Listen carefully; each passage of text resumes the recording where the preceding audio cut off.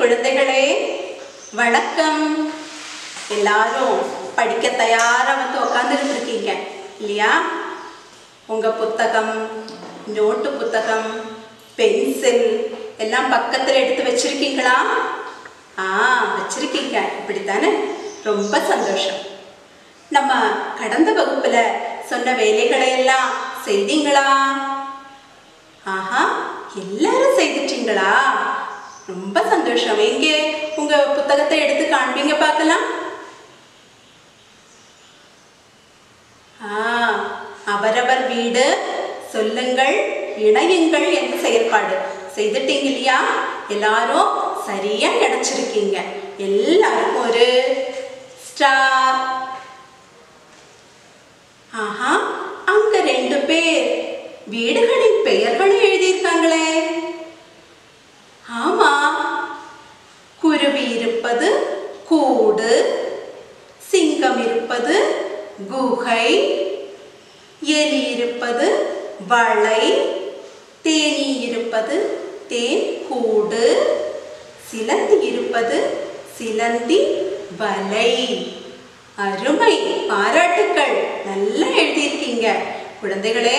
நீங்க எல்லாருமே வீடுகளின் பெயர்களை எழுத முயற்சி செய்வீங்களா? எழுதுவீங்களா? எழுதுவீங்க இல்லையா? அப்போ எழுதும் போது எழுத்துக்கள் நல்ல வடிவமா எழுதணும். புரிஞ்சுதா? சரி, எல்லாருக்கும் என்னுடைய பாராட்டுக்கள். குழந்தைகளே, நான் இன்னைக்கு வரும்போது லதா வீட்டு பக்கத்துல இருக்கிற மரத்தடியில லதா, குமரன், அகிலா, தம்பி, அக்கா எல்லாரும் விளையாடிட்டு இருந்தாங்க. அக்கா அவங்களுக்கு ஒரு போட்டி வச்சிருந்தாங்க. என்ன போட்டி தெரியுமா? ஓர் எழுத்துள்ள சொற்களை கண்டுபிடிக்க சொல்லி இருந்தாங்க. எல்லாரும் போட்டி போட்டு கண்டுபிடிச்சுட்டு இருக்காங்க. நீங்களும் ஓர் எழுத்து உள்ள சொற்களை கண்டுபிடிச்சு சொல்வீங்களா? யோசனை செய்து சொல்லுங்க பார்க்கலாம். உதாரணம் சொல்லணுமா? இது என்ன? என்னது? கை. என்னது? கை. இதோ கைங்கிறது இல்ல, எத்தனை எழுத்து இருக்கு? ஒரு எழுத்து தானே. கைங்கிறது ஒரு சொல் தானே. இதுல எத்தனை எழுத்து இருக்கு? ஒரு எழுத்து. கைங்கிறது ஒரு ஓர் எழுத்து சொல். சரி, இது என்னது? பை இல்லையா? எதோட படம்? பையினுடைய படம். பாருங்க, பை. இதுல எத்தனை எழுத்து இருக்கு? ஒரே ஒரு எழுத்து. பைங்கிறதும் ஒரு எழுத்து சொல். சரி, இனி நீங்க சொல்லுங்க. க்ளூ வேணுமா? சரி, பெண்களுடைய கண்களை அழகுபடுத்துவதற்காக போடக்கூடிய ஒரு பொருள். என்னது?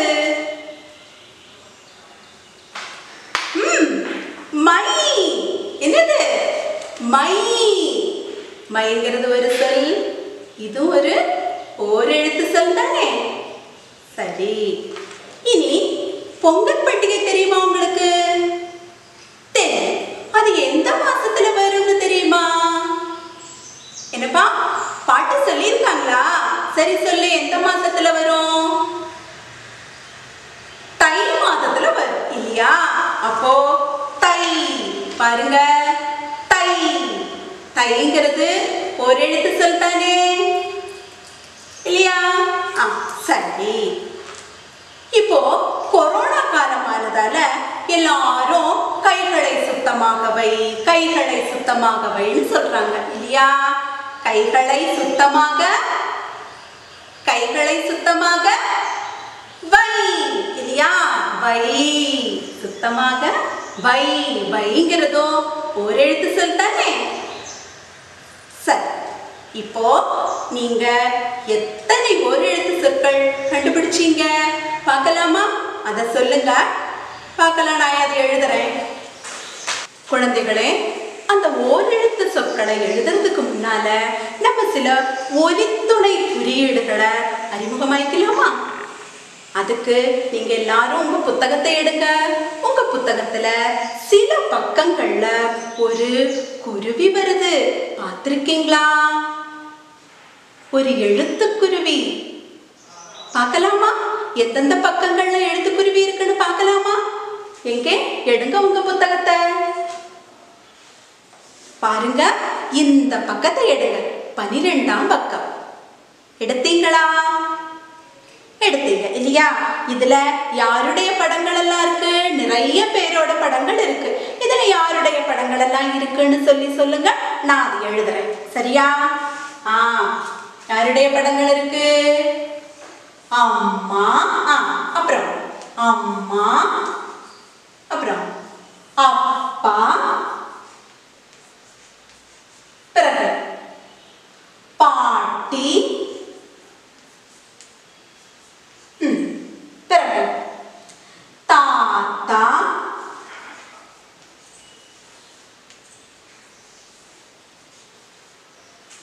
போதும்.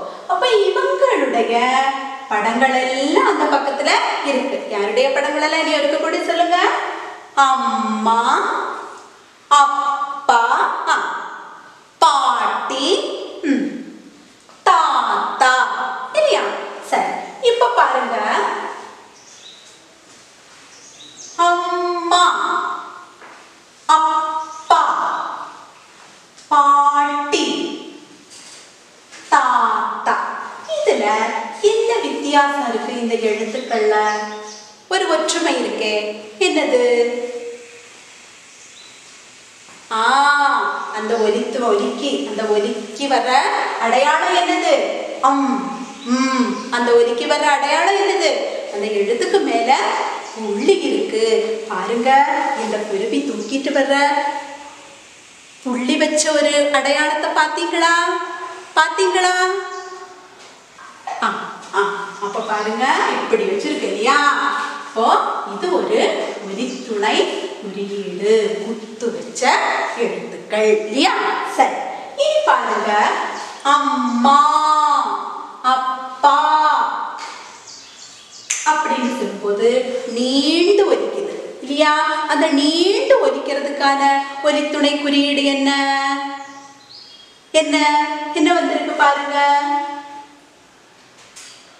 தாத்தா, பாட்டி, இல்லையா? நீண்டு ஒலிக்கிறதுக்கான ஒலித்துணை குறியீடு என்ன வந்திருக்கு? இதோ துணைக்கால் வந்திருக்கு இல்லையா? பாருங்க, அந்த குருவி அந்த ஒலித்துணை குறியீடையும் தூக்கிட்டு வர்றத பாருங்க. பாத்தீங்களா? சரி, இனி என்ன ஒலித்துணை குறியீடு குருவி கொண்டு வருதுன்னு பாருங்க. இங்க பாருங்க, பாட்டி,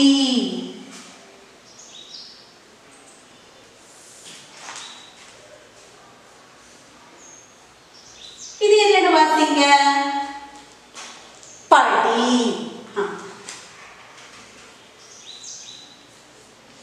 கடி இல்லையா? இதுல எல்லாம் ஒரு கொக்கி வருது, வள்ளி வருது இல்லையா? வேற என்னென்ன இருக்கு? இங்க பாருங்க, நிறைய கொக்கி போட்ட எழுத்துக்கள் இருக்கு. ஈங்கிற ஒலிக்கான ஒலித்துணை குறியீடு இல்லையா? என்னென்ன இருக்குன்னு பாருங்க.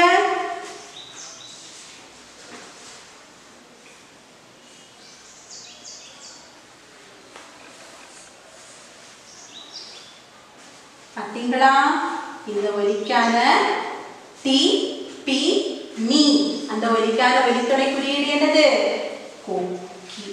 டி போட்டா இ சத்தம் வரும் இல்லையா? இந்த இ என்கிற ஒலிக்கான ஒலித்துணை குறியீடு கொக்கி. பார்த்தீங்களா? இனி நீங்க வர வேண்டிய பக்கம் இதோ இது. எலிச்சண்டை பாடம் படிச்சோம் இல்லையா? அதுக்கு பாட்டு இதுக்கு பக்கத்துல இருக்கிற பக்கம் 28 எடுங்க.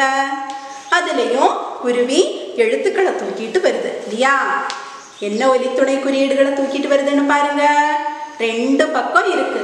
இங்க நம்ம பார்த்ததே தான் இல்லையா? புள்ளி வச்ச ஒலித்துணை குறியீடு, துணைக்கால் உள்ள ஒலித்துணை குறியீடு, கொக்கி என்கிற ஒலித்துணை குறியீடு. இங்கேயோ இங்கதான் இந்த ஒலித்துணை குறியீடு. அதாவது இந்த எழுத்தை சேர்த்து என்னென்ன படிச்சீங்க? நீங்க எழுதி படிச்சீங்க இல்லையா போன வகுப்புல எல்லாம்? எடை, கா கூட டை சேர்ந்து கடை, விடை, வடை எல்லாம் படிச்சீங்க இல்லையா? ஐங்கிற எழுத்துக்கான ஒலித்துணை குறியீடு எதுன்னு பாருங்க. இதுதான். இது கூட இந்த எழுத்து சேரும்போது இப்ப என்னது? டை, பை, மை இல்லையா? இப்போ ஐங்கிற ஒலிக்கான ஒலித்துணை குறியீடு பார்த்தீங்களா? பார்த்தீங்க இல்லையா? இதுதான் அது. அந்த குருவி தூக்கிட்டு வர்ற அடையாளம் இதுதானே பாருங்க. இதோ பார்த்தீங்களா? சரி, இனி இது என்னன்னு வாசிங்க.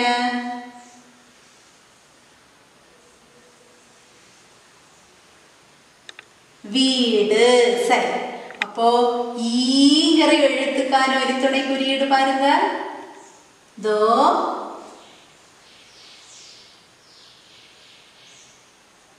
இதுதான். எழுத்து மேல இப்படி ஒரு குறியீடு போட்டா அது ஈங்கிற ஒலிக்கான ஒலித்துணை குறியீடு ஆச்சு. இதே மாதிரி வீடு நீங்க இது படிச்சீங்க இல்லையா? இது என்னன்னு படிச்சீங்க? வீதின்னு படிச்சீங்க இல்லையா? வீடு, வீதி. சரி, இனி 30ஆம் பக்கத்துக்கு வாங்க. எழுத்துக்குருவி என்னென்ன துணை எழுத்துக்களை சுமந்துட்டு வருதுன்னு பாருங்க. ஆங்கிறதுக்கான ஒலித்துணை குறியீடு, இ அப்படிங்கிறதுக்கான ஒலித்துணை குறியீடு, ஐங்கிறதுக்கான ஒலித்துணை குறியீடு பாருங்க. படி, பாடி. ஆங்கிற எழுத்துக்கான ஒலித்துணை குறியீடு பார்த்தீங்க இல்லையா? தடி, என்னங்க எழுதணும்? தாடி. அடி, ஆடி. அப்போ இங்கிறதுக்கான ஒலித்துணை குறியீடு இதுல எல்லாம் பாக்குறீங்க இல்லையா? கொக்கி. சரி, இனி இங்க என்ன வரும்? அடை, ஆடை. அப்போ ஐங்கிறதுக்கான ஒலித்துணை குறியீடு. சரிதானா? இனி நம்ம ஓரெழுத்து சொற்களை பார்க்கலாம். நீங்க சொன்ன ஓரெழுத்து சொற்கள் எதெல்லாம் பார்க்கலாமா? சரி குழந்தைகளே, இனி நம்ம வகுப்புல பார்த்த ஓரெழுத்து சொற்களை எல்லாம் சொல்லுங்க பார்க்கலாம். டீச்சர் எழுதுறேன், ஒவ்வொன்றா சொல்லுங்க. முதல்ல என்ன பார்த்தோம்? என்ன பார்த்தோம்? கை. பாருங்க, டீச்சர் எழுதும் போது வடிவத்தை நல்லா பார்க்கணும். என்னது? கை. அப்புறம் என்ன பார்த்தோம்?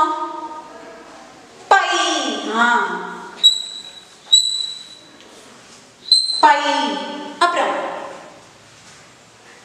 மை.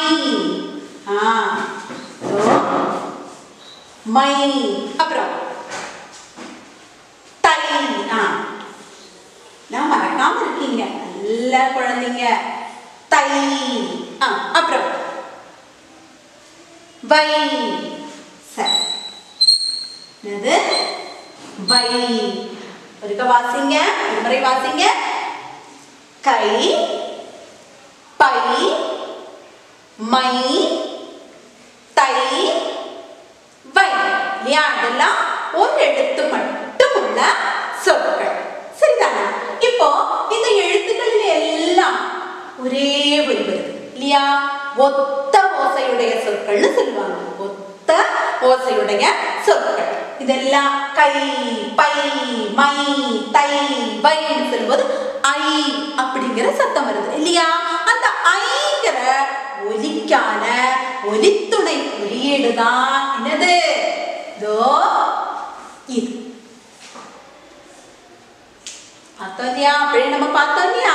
அந்த குருவி கொண்டு வந்த ஒலித்துணை குறியீடுகளா இல்லையா? அதுதான் ஐங்கர ஒலிக்கான ஒலித்துணை குறியீடு. சரிதானா? இன்னும் நிறைய ஓரெழுத்து சொற்கள் இருக்கு. சொல்லுங்க பார்க்கலாம். தெரியுமா உங்களுக்கு? சொல்லுங்க. க்ளூஸ். நம்ம ஒரு ஆளை கூப்பிடுறதுக்காக என்ன சொல்லுவோம்? இங்கே வா, இங்கே வா. வாங்கிறது ஒரு எழுத்து மட்டும் உள்ள சொல் தானே. அது எப்படி எழுதுறது? வாழ எழுத தெரியும் இல்லையா?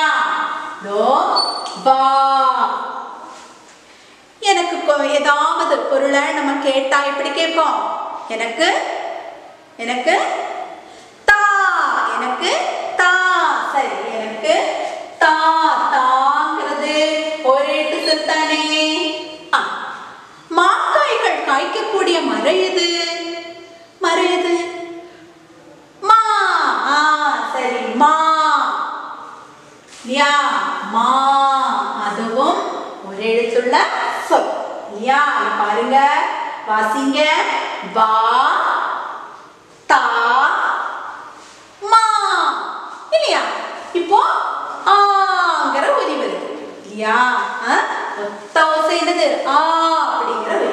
அந்த ஒலிக்கான ஒலி துணை குறியீடு எதுன்னு சொல்லுங்க. நீங்க சொன்னது கேக்குது. இது துணைக்கால். இந்த ஒலி துணை குறியீடு எது? துணைக்கால் இல்லையா? வா, தா, மான்னு சொல்லும் போதெல்லாம் ஆங்கிற சொல்லுங்க. அந்த ஆ அப்படிங்கிறது கூட ஒரு எழுத்து சொல் தான். தெரியுமா உங்களுக்கு? ஆனா என்ன அர்த்தம் தெரியுமா? ஆ அப்படின்னா பசுன்னு அர்த்தம். என்னது? பசுன்னு அர்த்தம். பாருங்க, ஆ அதுவும் ஓரெழுத்து சொல். ஆ என்றால் பசு. சரிதானே? சரி, இப்போ இத்தனை ஓரெழுத்து சொற்களையும் நம்ம படிச்சிட்டோம். அதை பத்தி ஒரு பாட்டு பாடலாமா? நமக்கு நம்ம லதாவும் நண்பர்களும் இந்த ஓரெழுத்து சொற்களை வச்சு ஒரு பாட்டு பாடிட்டு இருக்காங்க. அந்த பாட்டை நம்மளும் பாடி பார்க்கலாமா? பார்க்கலாம் இல்லையா? ரெடியா? பாட தயார் தானே? கை கை கை சொல்லுங்க. கை கை கை வேலைகளை செய்வது நம் கை கை கை. வேலைகளை செய்வது நம் கை கை கை. பை பை பை பை பை பை. பொருட்கள் வாங்க கொண்டு செல்வது பை பை பை. பொருட்கள் வாங்க கொண்டு செல்வது பை பை பை. மை மை மை மை மை மை. கண்களுக்கு அழகு சேர்க்கும் மை மை மை. கண்களுக்கு அழகு சேர்க்கும் மை மை மை. தை தை தை தை தை தை. பொங்கல் பண்டிகை வரும் மாதம் தை தை தை. பொங்கல் பண்டிகை வரும் மாதம் தை தை தை. வை வை வை வை வை வை. கைகள் என்றும் சுத்தமாக வை வை வை. கைகள் என்றும் சுத்தமாக வை வை வை. வா வா வா வா வா வா. ஆடி பாடி விளையாடிட வா வா வா. தா தா தா தா தா தா. உண்டு மகிழ உணவுகளை தா தா தா. உண்டு மகிழ உணவுகளை தா தா தா. மா மா மா மா மா மா. மாங்காய்கள் காய்க்கும் மரம் மா மா மா. மாங்காய்கள் காய்க்கும் மரம் மா மா மா. ஆ ஆ ஆ ஆ ஆ ஆ. பசுவை குறிக்கும் வேறொரு சொல் ஆ ஆ ஆ. பசுவை குறிக்கும் வேறொரு சொல் ஆ ஆ ஆ. அருமை. எல்லாரும் நல்லா பாடுவீங்க டீச்சரோட சேர்ந்து. சரியா?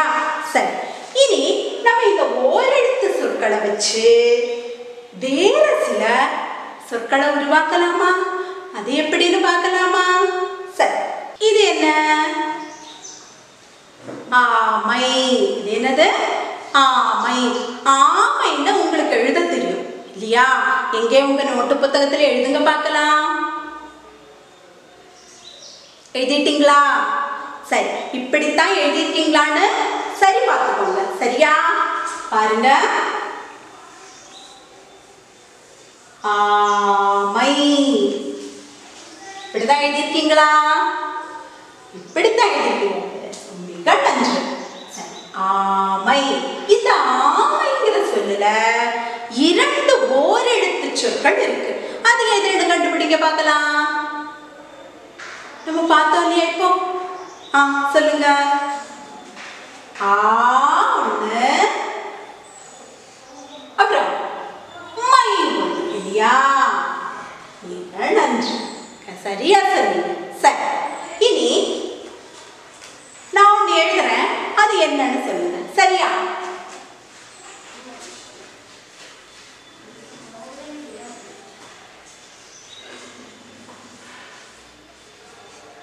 இது என்னது?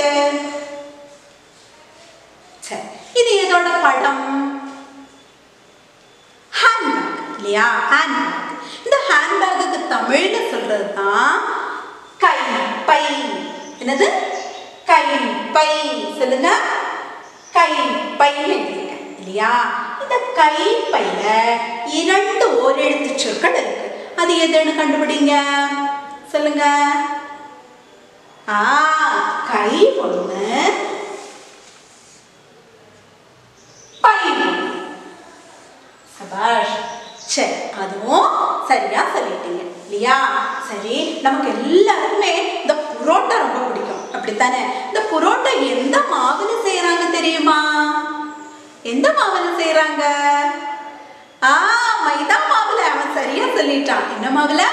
மைதா. எழுதலாமா? தோ மைதா. இதுல இருக்கக்கூடிய 2 ஓரெழுத்து சொற்களை சொல்லுங்க. எதெல்லாம்? ஒண்ணு மை, இன்னொன்னு தா. சரியா? சரி, இனி அம்மாவை குறிக்கும் வேறொரு சொல்ல நீங்க போன வகுப்புகள் எல்லாம் படிச்சிருக்கீங்க. டீச்சர் சொல்லி தந்திருக்காங்க. என்னது? ஞாபகம் இருக்கா? முதல் பாடத்துல தாய். அம்மாவை குறிக்கும் ஒரு சொல் என்னது? தாய். இப்போ வேறொரு சொல் கூட இருக்கு. அது என்னன்னு நான் எழுதுறேன், நீங்க வாசிங்க. சரியா?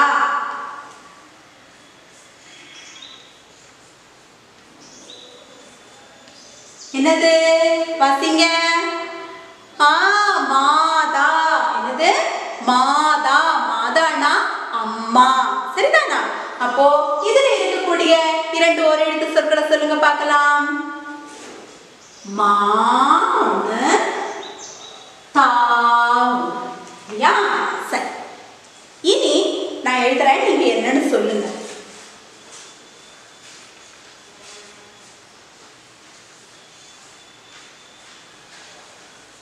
என்ன எழுதியிருக்க? வாகை. என்ன எழுதியிருக்க? வாகை.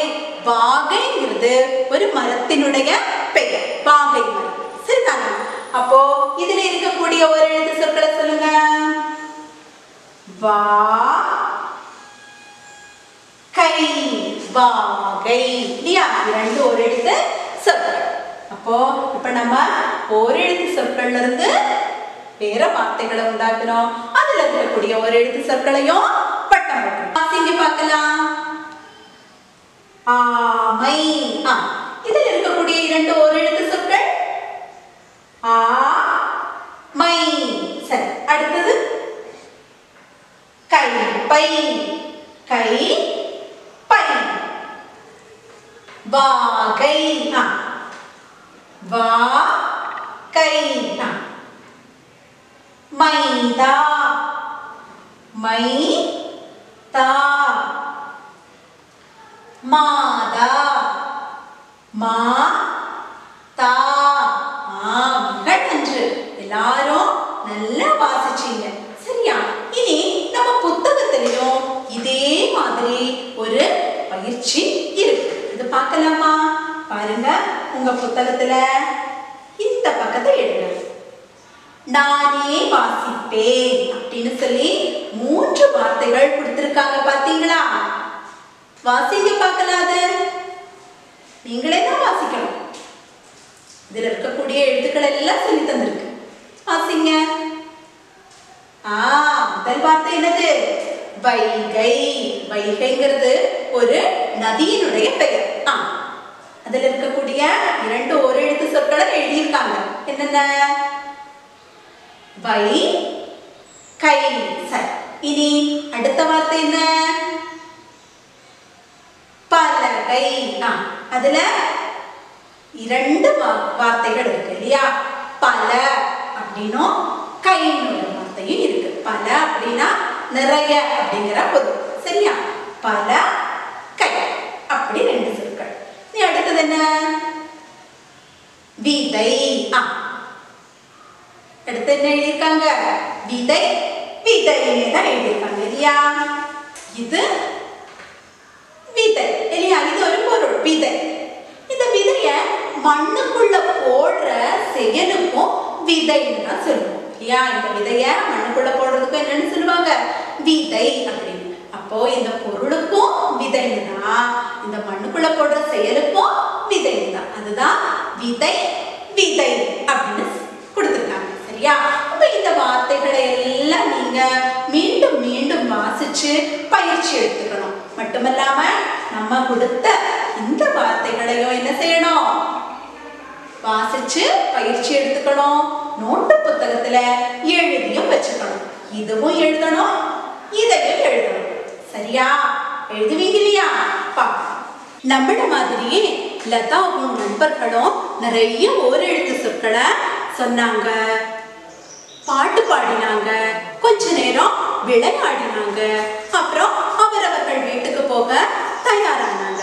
அந்த சமயத்துலதான் குமரன் ஒரு விஷயத்தை தன்னுடைய நண்பர்கள் கிட்ட சொன்னான். நண்பர்களே, நாளைக்கு எங்க புதிய வீடு பால் காய்ச்சி குடியேற போறோம். கொரோனா பிரச்சனை இருக்கிறதுனால ஊர்ல இருந்தெல்லாம் உறவினர்கள் யாரும் வரமாட்டாங்க. எங்க சித்தப்பா மட்டும்தான் பட்டணத்துல இருந்து வர்றாரு. நீங்க எல்லாரும் கட்டாயம் எங்க புதிய வீட்டுக்கு வரணும். நாளைக்கு வருவீங்களா அப்படின்னு சொல்லி கேட்டான். அப்ப எல்லாரும் கண்டிப்பா நாங்க உங்க வீட்டுக்கு வரோம் அப்படின்னு சொல்லிட்டு எல்லாரும் அவங்க வீட்டுக்கு போனாங்க. மறுநாள் எல்லாரும் நல்ல ஆடைகள் எல்லாம் உடுத்தி குமரனுடைய புதிய வீடு பால் காய்ச்சிக்கு போக தயாராகி வந்தாங்க. எல்லாரும் குமரனுடைய வீட்டுக்கு போனாங்க. குமரனுடைய வீடு அழகான எல்லா வசதிகளோடையும் உள்ள ஒரு மாடி வீடு. பாத்தீங்களா குமரனுடைய வீட்டை? எல்லாரும் வீட்டை சுத்தி பார்த்தாங்க. எல்லா அறைகளும் இருந்தது. வீட்டுக்கு தேவையான அறைகள் என்னென்னு நம்ம பார்த்தோம் இல்லையா? என்னென்ன அறைகள் இருந்திருக்கும் சொல்லுங்க பார்க்கலாம். வரவேற்பறை, அப்புறம் படுக்கை அறை, 3 படுக்கை அறைகள் இருந்தது. அப்புறம் சமையல் அறை, உணவு அறை, அப்புறம் கழிவறை. இப்படி எல்லா அறைகளும் அந்த வீட்டுல இருந்தது. எல்லாரும் வீட்டை சுத்தி பார்த்தாங்க. பெரிய பெரிய ஜன்னல்கள் எல்லா அறைகள்லயும் இருந்தது. அதனால வெளிச்சமும் காற்றோட்டமும் நல்லா இருந்தது. எல்லாரும் விருந்து சாப்பிட்டாங்க. குமரனுக்கு பரிசு பொருள் கொடுத்தாங்க. அப்புறம் வீட்டுக்கு வெளியே சுத்தி பார்க்கறதுக்காக வெளியே வந்தாங்க. வீட்டை சுத்தியும் நிறைய மரங்கள். அந்த வீட்டுக்கு கொஞ்சம் தள்ளி ஒரு ஓட்டு வீடு இருந்தது.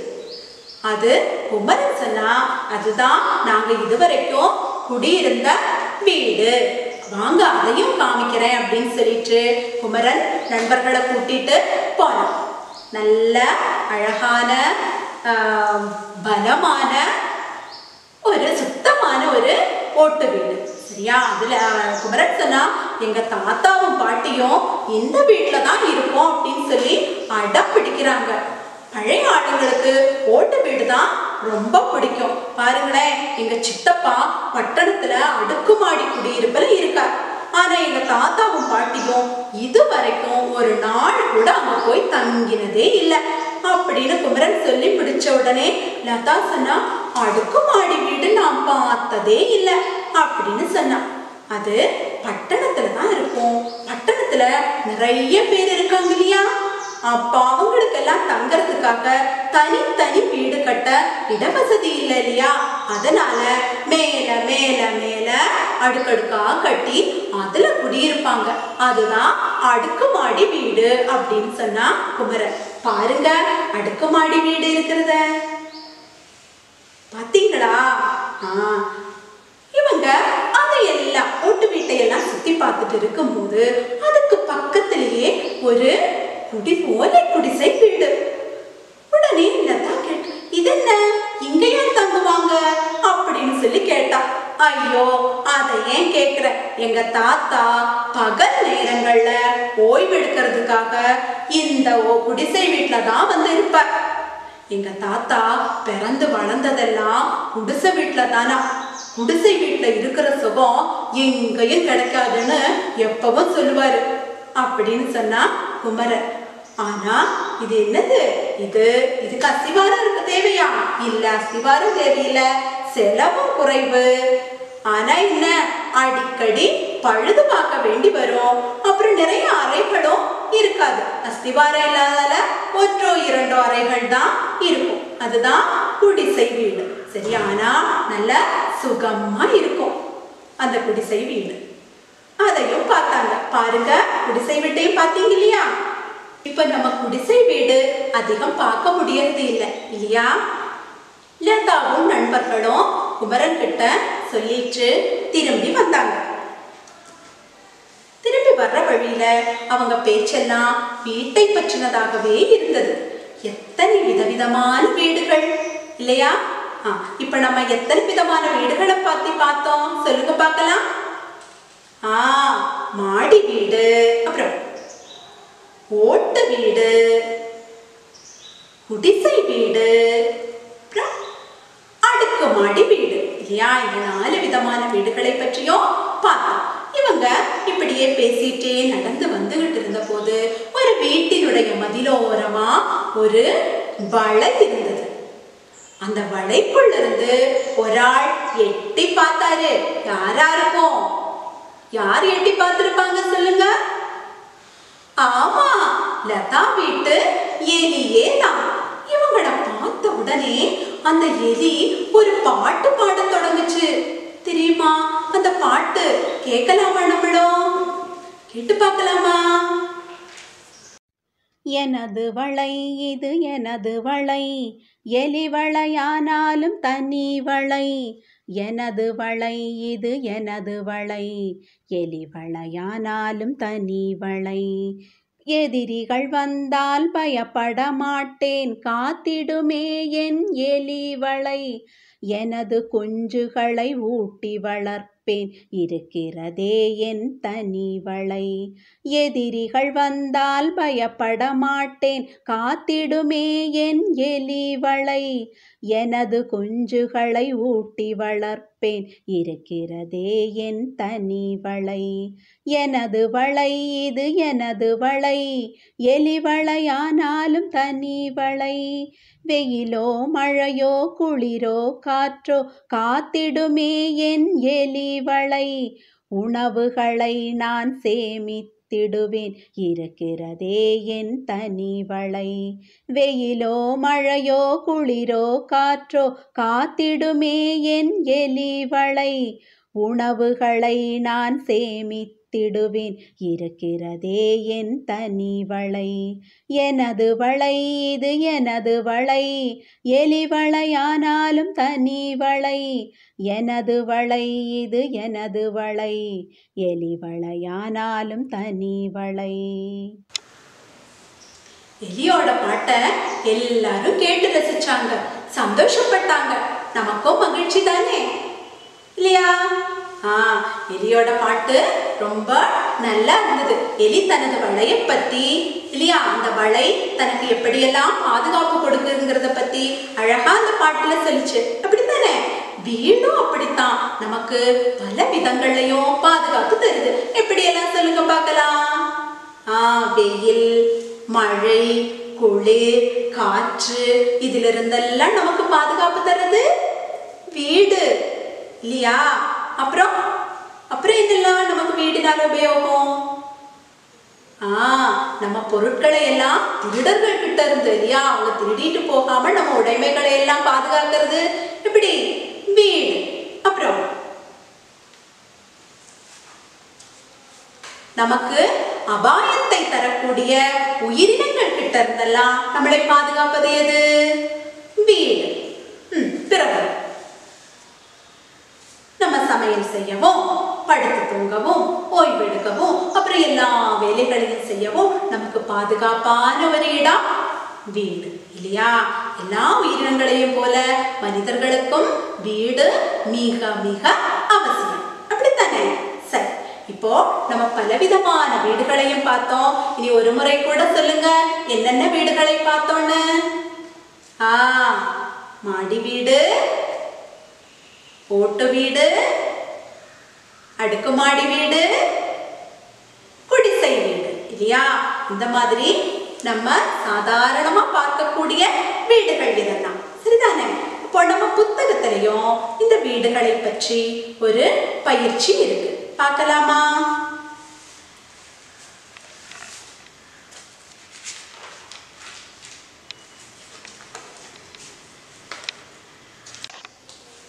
அப்போ மனிதர்கள் எல்லாரும் அவரவர்கள் வசதிக்கு தகுந்த மாதிரி, அவரவர்களுடைய வாய்ப்புகளுக்கு தகுந்த மாதிரி பலவிதமான வீடுகளை கட்டுறதுண்டு இல்லையா?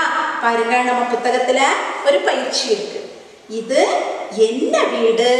எழுதுங்கள், இணையுங்கள் இல்லையா? அதுல பாருங்க, முதல்ல என்ன கொடுத்திருக்காங்க? குடிசை. இங்க ஒரு பெட்டி கொடுத்திருக்காங்க. அங்க என்ன எழுதணும்?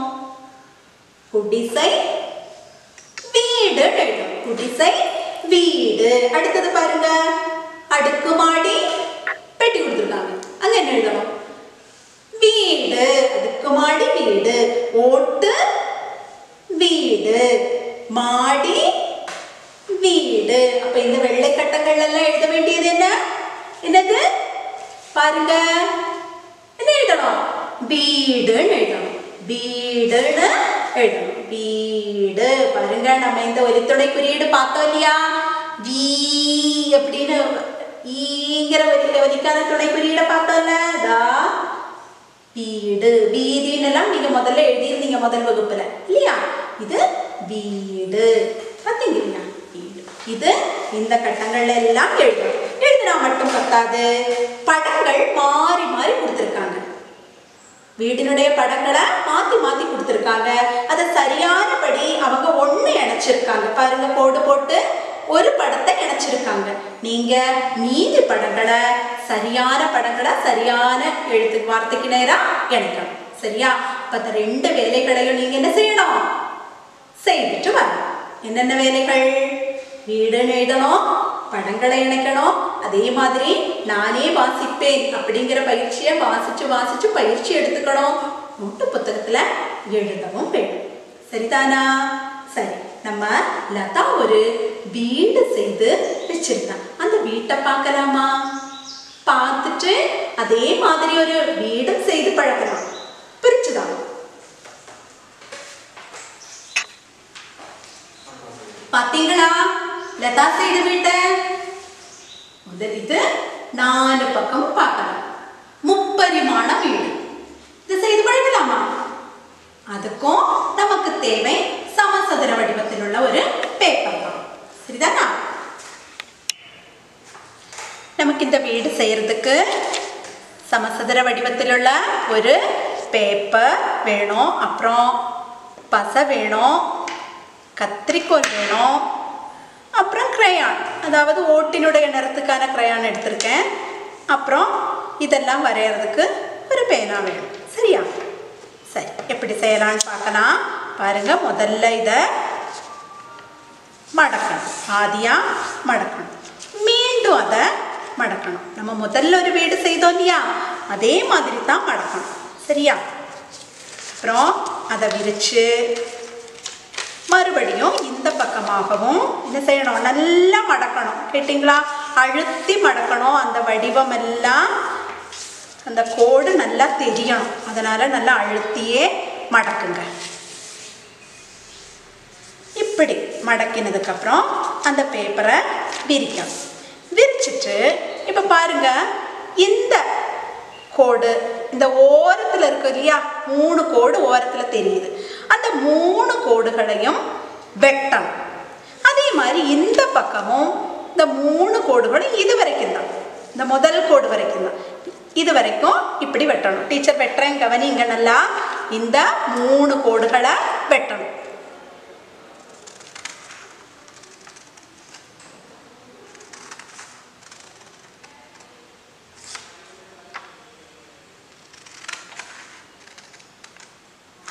பார்த்தீங்களா, இந்த முதல் கோடு வரைக்கும் தான் வெட்டணுமே, அதிகமாக வெட்டிடக்கூடாது. அதே மாதிரி இந்த பக்கம்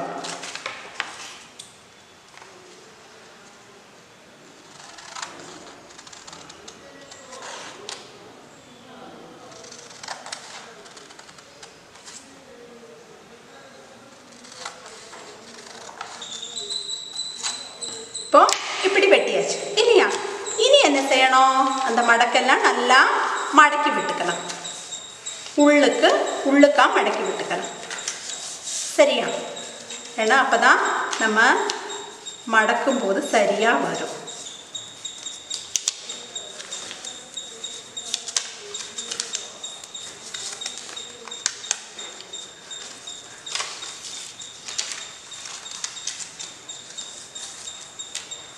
சரி, இனி பசை வேணும்.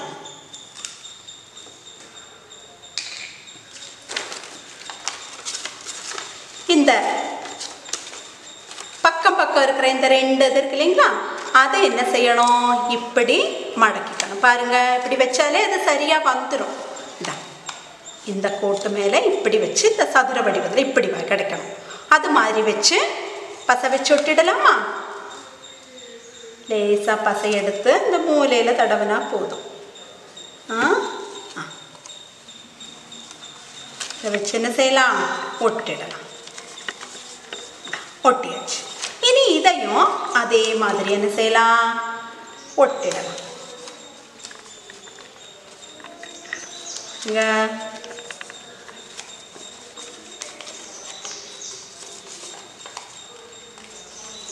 ஒட்டியாச்சு. இனி இந்த 2 இருக்கு இல்லையா, அதை சதுர வடிவத்தில் இப்படி வச்சு ஒட்டணும். பாருங்க, இப்போ வீடினுடைய சுவரினுடைய வடிவம் கிடைச்சது இல்லையா, இது வீடினுடைய கூரை வடிவம், இது சுவரினுடைய வடிவம். பாருங்க, இப்படி வச்சு ஒட்டிடணும்.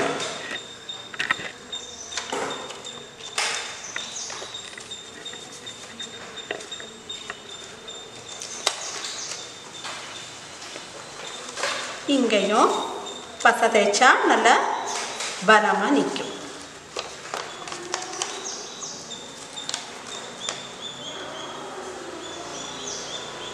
சரியாக வச்சு ஒட்டணும். சரியா, அதோட வடிவம் சரியாக வச்சு ஒட்டணும். அப்போ தான் ஷேப்பு கரெக்டாக. அதே மாதிரி இந்த பக்கத்தையும் வச்சு ஒட்டிடணும்.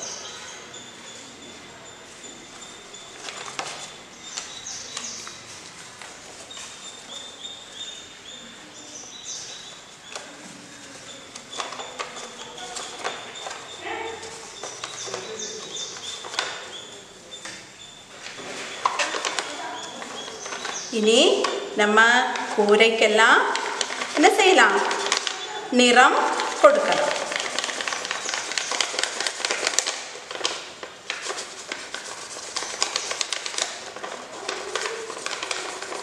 கோட்டினுடைய வடிவம் வரைஞ்சாலும் சரி, மடக்கிறதுக்கு முன்னமே வரைஞ்சா இன்னும் கூட எளிமையாக இருக்கும். இல்லையா, அந்த மடக்க அடையாளம் வச்சு நம்ம வரைஞ்சோன்னா இன்னும் எளிமையாக இருக்கும்.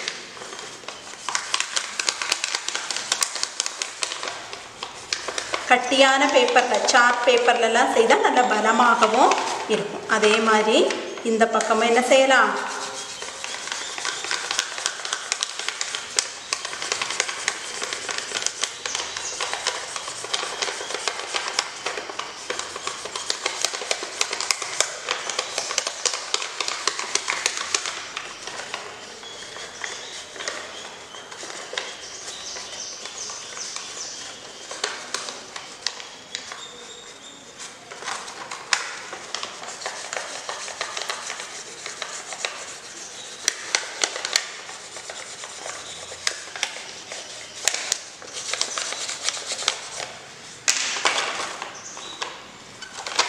இனி அறைகள்,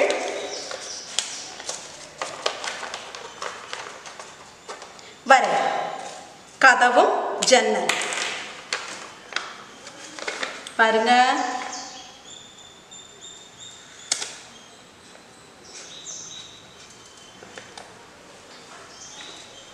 கதவு, ஜன்னல்,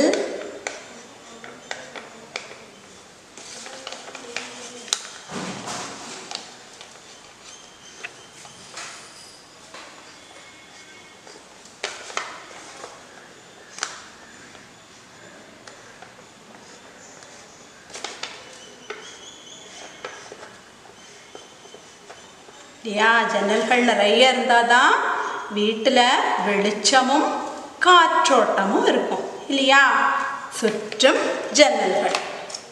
இந்த கதவை வேணா வெட்டி விடலாம்.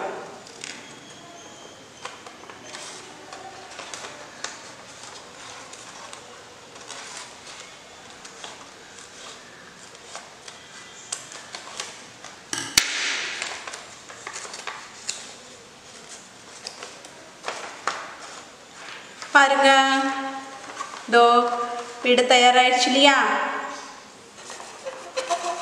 இதை நம்ம எவ்வளவு அழகுபடுத்த முடியுமோ அப்படியெல்லாம் அழகுபடுத்திக்கலாம். இல்லதா பாருங்க, வீட்டு கதவுக்கெல்லாம் பெயிண்ட் அடித்து இது பண்ணியிருக்கேன். அதே மாதிரி நம்மளுடைய ரசனைக்கு தகுந்த மாதிரி வீட்டை அழகுபடுத்திக்கலாம்.